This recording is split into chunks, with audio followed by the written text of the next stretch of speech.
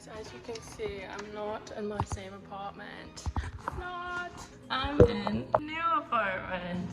It has chalkboard walls, it's gorgeous. Just finished going grocery shopping for the first time, and I opened up our mailbox and I got free zoo tickets, a free scoop of ice cream, and then I'm gonna get into extreme couponing. So here's that. It's going to be so epic. And then here's the other stack of all the other old mail that the old person left, that the young person left. I don't know how old they are, but I did see a retirement letter in there. So I was like, either they're really well off and can retire early, or they got the fuck out of here and retired. And okay, I'm gonna do a grocery haul. Okay, eggs, sorry. Super non-exciting. Sriracha, this was $6. That's why I'm getting into extreme couponing, because I can't. Banana, these are my favorite. My mom used to make these for me. They're just like quick and easy rice stuff. I got a block of tofu. Apples, because I bought peanut butter. Broccoli, so I got a pepper.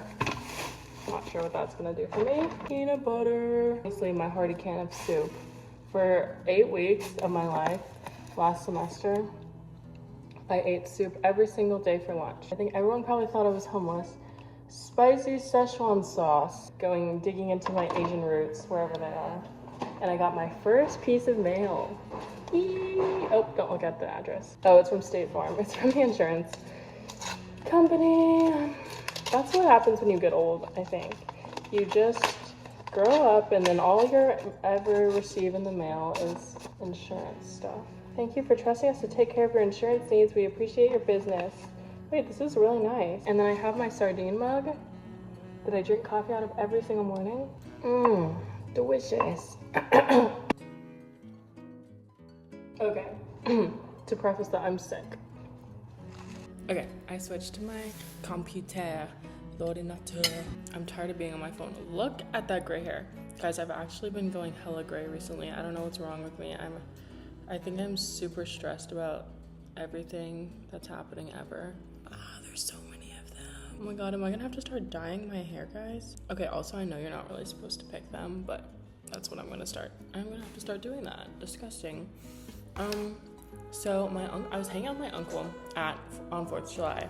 Oh, also I have my Caesar salad dip from Trader Joe's. So good, so delicious. And I have this little pita bread. They're supporting my whole entire fridge because I just moved in and I don't have any food, so it's okay. We'll get there soon. But I went grocery shopping like you saw, and so now I'm just having a little snack and chat because I'm alone, and talking out loud makes me feel less alone. So I wanted to share something that my uncle shared with me. He's a priest. All disclosure, I would say I'm more agnostic than anything right now. But when the Catholic Church isn't on their fuck shit with like assaulting younger boys and being against like women's rights and abortion and all that, I can like agree with their majority of their sentiment that basically says, love your neighbor, do good in the world, and you will hopefully get good back. Because I was asking my uncle about what the church's stance was on AI were, and he sent me this long article that came out yesterday, so July 9th, and it basically says, in fact, while AI can simulate aspects of human reasoning and perform specific tasks with incredible speed and efficiency, it cannot replicate moral discernment or the ability to form genuine relationships. I love that. There was this really fun Instagram video, I guess you could say. I'll try to insert it here. Hey, I just want to say, I love that, what you're making. Thank you. It's me when I was 5. I was digging up worms and putting them in my worm bucket. So amazing. You know, I have a nearly identical memory of a farmhouse like that. Not the worms or the bucket, but like being young and happy. It's crazy, like it's all just coming back to me. Oh, sick. Thanks, that's dope. A robot could have done that in seconds. What? The drawing or the memories? I don't know, whatever. It was so, I don't know, it kind of like echoed that sentiment, because I know a lot of people are turning to AI for advice on relationships or advice on mental health, which is good in a way, but also bad, because sometimes I have asked it like, complex questions regarding humanity's like moral stance and where I should like fall on a line deciding between two actions. But a lot of these things that we feel kind of come from constructs, and it's weird that like an interface such as AI can try to pull from those like societal constructs. It's never lived through these experiences. All it is pulling from different sites that it's technically trained on to pull this information from. So I don't know, it becomes like an interesting conundrum when thinking about like the Anthropocene, whatever that word is, the impacts on the environment and our existence. I don't know, it's a tough toss-up because obviously I want people to have access to a lot of these mental health resources that you don't normally get access to, but how efficient and effective is it really being when this access is being like pushed out in such mass numbers? Like I said, the environmental impact of AI too just doesn't outweigh the cons. I don't know what else I was going to talk about. Let me pull up. Oh my gosh. Okay, I kind of have to rant. Hopefully no one will ever watch this that I know. So I read this quote on Substack. It was basically saying, hyper-independence isn't a flex, and according to said research, it's not what leads to a happy, healthy life either. We need each other. And so I think this Harvard study came out a while back, basically saying that like what makes people happy in their old age is basically being around people, having those strong connections, forming bonds that last a lifetime, having close relationships with your family, with your friends, with your community, etc., etc. And so recently, I have had a friend that I have known for around 5 years, and in the past like year and a half, 2 years, they have just been, I would probably use the word narcissistic, and I kind of hate that word because it reflects so poorly on, I don't know, I feel like a lot of people use that word and it's kind of like a projection of themselves, like they're so narcissistic, but then you look inwardly and like you're the one being narcissistic. But I would say I carry an ego, obviously, and I don't want to get into the ego, the self, blah, blah, blah, because that's just so confusing to me. But I don't know why in this past, like, year and a half, we've become so self-centered in a way that, like, we don't ask any questions about how our friends are doing. We only send stuff that we've been up to. We only find, like, true value in moving up the social ladder and buying new things and going to new places and meeting new people, and you just like don't check up on the people who were like there for you for the past like 4 years. Doesn't make sense. Like, it's selfish in so many ways, and I don't like, I hate feeling angry at this person, or not angry, or just like maybe I'm just missing the person that they were. It's so confusing to me how in that like short of a time period that you can drastically change into a very self-serving human being. And it's so like baffling to me as well, because I find all my worth coming from how I love other people and how I form connections with my friends and how I check up on them and how I kind of like insert or weasel my way into their life to check up and see how they're doing, like emotionally, physically, mentally, socially, politically, I don't know, like all this stuff under the sun. And I just can't, like, my mind just can't like wrap around being so nonchalant, uncaring, if that's like the best word to describe it. I hate to like label him with these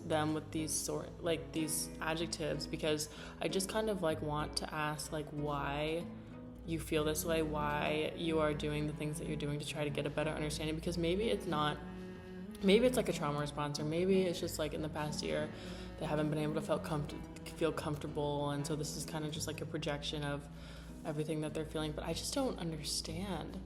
And I know it's a blessing that I don't understand, but I just wish that they cared a little bit more. And I don't know, is that such a hard, like, I mean, that's such a hard pill to swallow as you get older. Like, you wish people would care. I know I need to, Madeline already said this, I know I need to act out of curiosity and not conviction, but it's so hard. It's so hard because I'm just so upset. I don't know if this is my place to even like, is there a line that you need to draw for yourself when you need to confront someone and when you just kind of need to like let it all go and say like, maybe this isn't serving me anymore, and just try to like back away and kind of see what happens then? Like, is this an experiment that I need to like act out on to just try to prove that he still wants to be a close friend of mine, or is this just a test? And I don't want to have tests with my friendships. I should just let it go at that point. But then it's like the other coin is sometimes people are worth fighting for, and you know, it's not always gonna be a 50-50 split. Like some days you're gonna have to put in 70%, sometimes the other person will put in 30. It's like a give and take kind of thing. But for a while now, it's just been a lot of give, and he's had a lot of take. So I don't really know. It's tough. And this whole like thing that has sparked me feeling like this is because my other friend just went through a breakup, and they just didn't really respond well at all. Like you kind of like this, breakups are really hard for many multitude of reasons, for a lot of like complexities that no one will ever fully understand except the person that has been going through it. But all like you can really do is offer support, right?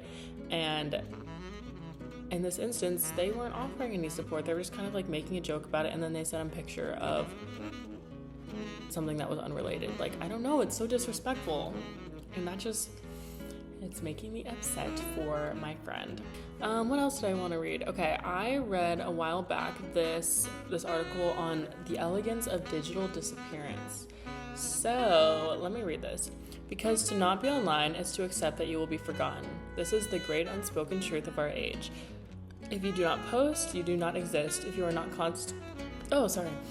constantly reinforcing your presence, your relevance, your desirability, then you are slipping, shrinking, becoming unimportant. It is not enough to simply be anymore. You must be perceived and preferably admired. Okay, I have a lot of issues with this. It is nice to digitally disappear for a while, but I don't really understand how people think that if you don't post, you disappear, because the people that you form connections with will check up on you no matter if they see that you're posting or you're not. If they care about you, they're gonna check in with you no matter what you're doing, no matter what you're posting or what you're not posting. I think being perceived online is an art form for a lot of people, right? So like a lot of people build their platforms and have careers and jobs off of having an online presence, and obviously that has its negative sides, leaning into like influencer culture and TikTok and Reels and all of that stuff that has gotten a really bad rep for good reasons. The way that we are staying connected is kind of awesome, is only if you like take it in doses, right? Because everything is supposed to be in moderation. Yeah, everything in moderation. So you can post online as long as it's moderation. You can consume online as long as it's in moderation. And that's the issue of where we operate, I think, as a society. That's the issue, because we don't do anything in moderation anymore. It's hard to eat in well, I'm speaking for myself. It's hard to like find healthy foods in moderation. It's hard to just go online and do anything in moderation. Like everything you need to have a sort of like electronic connection to, if that makes sense. Like I saw tweets that were kind of just like, I wish that the world online would just shut off like after business hours. Like you could only access it 8 to 5, and then like after that it kind of shuts down like a library, you know. And my mom sent me this text the other day that was saying, we have normalized overconsumption, listening to a podcast while we walk, scrolling reels on the toilet, listening to music while we cook, watching a show on Netflix while we eat. It's as if there is no breathing space for your mind. You're constantly trying to fill the void, the stillness, and yet here you're complaining about feeling groggy and demotivated. That's such a mom thing to send you, right? Because like they grew up in a time where it just wasn't like that at all. And now since we have shifted to a time where everything does feel very loud and in your face all the time, it's disturbing, because I do think it actually, like, I mean, I'm assuming there have been studies where it actually rewires your brain, your attention span, your ability to form connections out in the real world. It's just hard. And so when you try to talk about digital disappearance in the way that you're going to be forgotten, it's just kind of a hard narrative, because everything you need to do in moderation, but then if you disappear, everyone's going to forget about you. So it's like these two things like pulling at once, and you just can't find a balance anymore. And I think that's what my therapist actually said to me about American culture, is that we operate in such extremes at all costs. Like everything has to be like an all-in sort of thing. You have to love it with every bone in your body, or you're not going to be respected for loving it. Or if you dislike something, you have to dislike everything about it,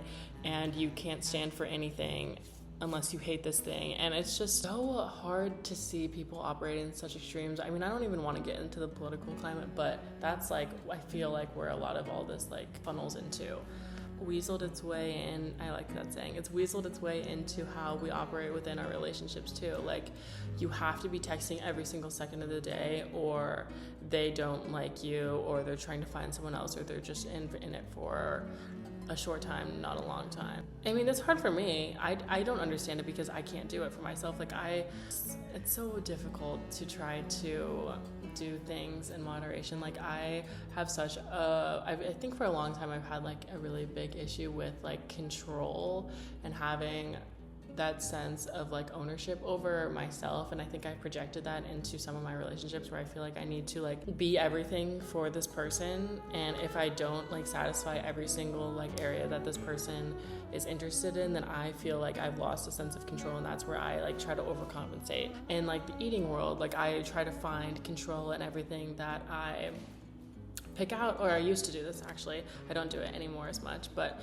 I would feel like I'm super out of control when I like ate too much for dinner, or if I didn't eat enough, or just like, it's such a hard balance. So just have too much going on. We need to have an answer for everything, and then if we can't look intrinsically, then we look outwardly, and it's not really as fulfilling, because then you're just kind of like relying on this like kind of like band-aid approach to life that isn't always accurate, you know? And it's just scary times. So I'm gonna sit here and eat my Caesar salad dip and complain and try to figure out how I can be a better person, and that's all you can really do.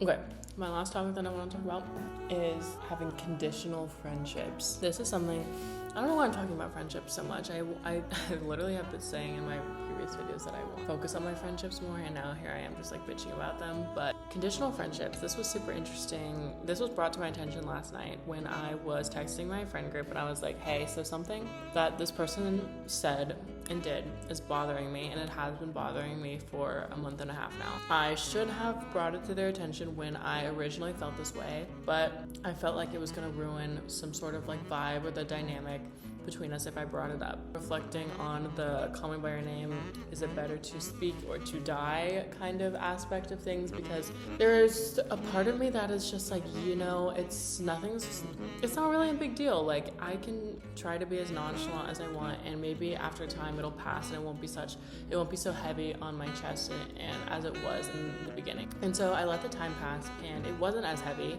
as when it initially happened, but it was still in the back of my mind kind of like itching at me, like trying to be like, this is still bothering you, you should try to talk about it. And so I talked about it with my friends. I basically came to the conclusion that I was still upset about it, and I think that's I try to understand where it comes from, and then I don't know, I try to like pull myself out of the POV that I'm in and like look at it from like an outsider perspective. And if I was that person, would I feel upset at myself? Or if I had a kid and someone did this to my kid, would I feel upset?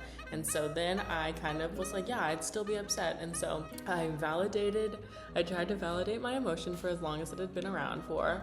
And I then tried to make a plan for what I was going to say, and then execute it. And the execution part is always the hardest for me, because I can think all these things, I can like make everything I'm feeling into like a poem or art, or like just tell my friends about it, but I can't actually like do the thing that would try to make myself feel better. And so I feel like that's a good equation to kind of have for myself. Try to sit on how you're feeling for a little bit, journal, do whatever makes you feel better at the time, wait on it for a little bit.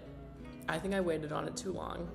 A month and a half is a really long time to wait on something and have it still itch at you. And then try to write down what you're going to say and plan for how you're going to execute it. And so basically that's what I did. And I think the issue that I was running into, why I couldn't initially be honest with this person, is because we operate on such opposite sides of the coin. Like, I'm not going to speak for him, I'm just going to speak for myself. I'm a very emotionally driven person, so anything small, large, anything in between will have probably an immense impact on me if it is related to intimacy, relationships, friendships, platonic, whatever, anything under the sun, kind of like in that domain. And so once this initially got brought to my attention, I was just feeling so like hurt and I think rejected at the time, as embarrassing it is to admit.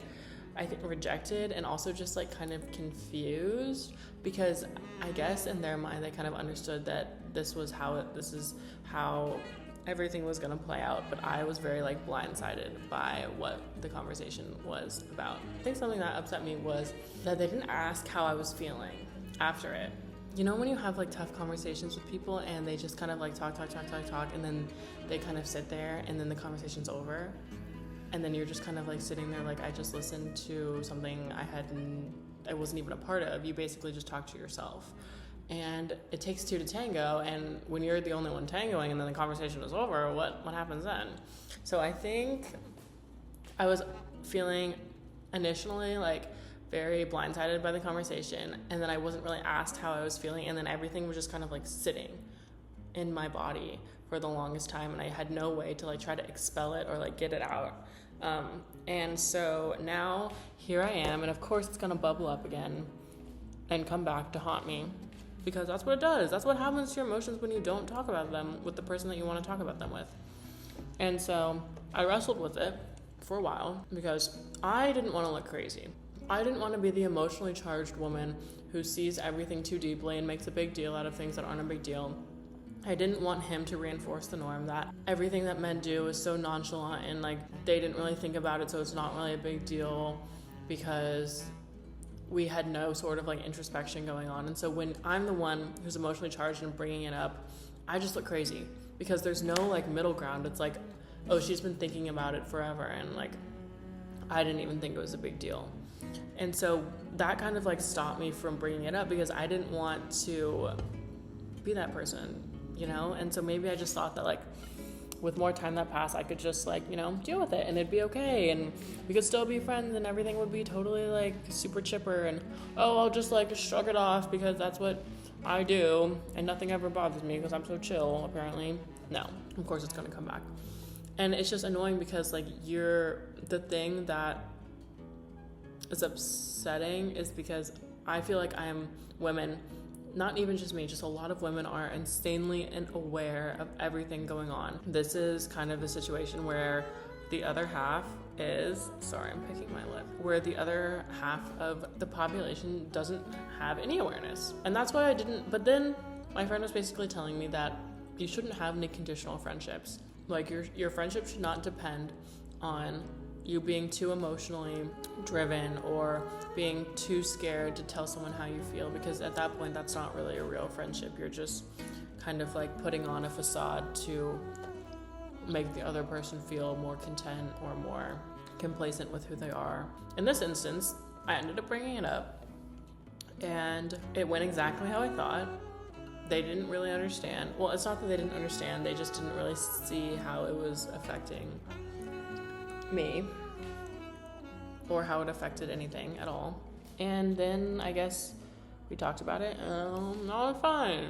I did feel crazy and I didn't want to feel like that, and that's why I didn't bring it up, because I didn't want to feel crazy. And then I ended up feeling crazy for talking about it. I don't know, just everything played out exactly how I thought it would, and now I just feel insane. But this was just a really long rant that didn't have any sort of storyline. In fact, it was actually quite confusing to follow, because every time I tried to talk out loud, nothing ever makes sense. But I did want to read something from my journal, because if I can't speak out loud on it, I can try to journal about it. Anyways, maybe I'll make a vow of being single for my 23rd year on this earth. It'll be good for me and all my fuck-ups. Not in a form of punishment, but more so as a promise to help whatever is going on with my mental state. LOL. I just don't want to hurt anyone or be ashamed of my actions anymore. This kind of comes from feeling a lot of shame towards people that I hook up with. I don't know why. I just feel like a sense of not myself, and I always want to like itch out of my body whenever I hook up with someone, and so I don't really want to feel that shameful anymore after I do that. So I wrote, people need people, But how can I stop romanticizing everything to my breaking point? How do people not operate on such horrid extremes of emotions? Like, am I gonna feel this in my chest forever? I kind of want to approach this as like, I didn't write it as like another person, and I don't know what I would say to my friend who like told me this. I would probably say that working on yourself is never a bad thing, right? Taking time to figure out what you want and taking time to be alone and sit in the stillness and quietness of life is always a very good option to try to understand yourself better. Pick up a hobby, keep yourself busy, let yourself feel what it feels, and just try to keep taking it day by day is what I'd say. And if you still keep feeling like this, try to understand why you do and try to research maybe how to feel differently. I don't know. This is why I'm not a therapist, because I would give horrible advice to myself, but I can try to give advice to other people. Not that it's helpful, but ooh, I like what I wrote here. I said, I'm a selfish creature at heart and tried to have it all, but in reality, you have to accept what you can no longer control or desire. Okay, and I leave you with this last Substack article that's called A Guide to Emotional Hygiene. Overthinkers don't need less thought. We need better systems for handling what we feel. We need routines that just don't regulate us in crisis, but keep us clear enough to avoid crisis in the first place. We need rituals that return us to ourselves, not because we're broken, but because our brains are busy places and our hearts are sensitive, and we deserve an inner life that isn't constantly on fire. ... You don't have to fix all of it. You just have to take care of what's in front of you.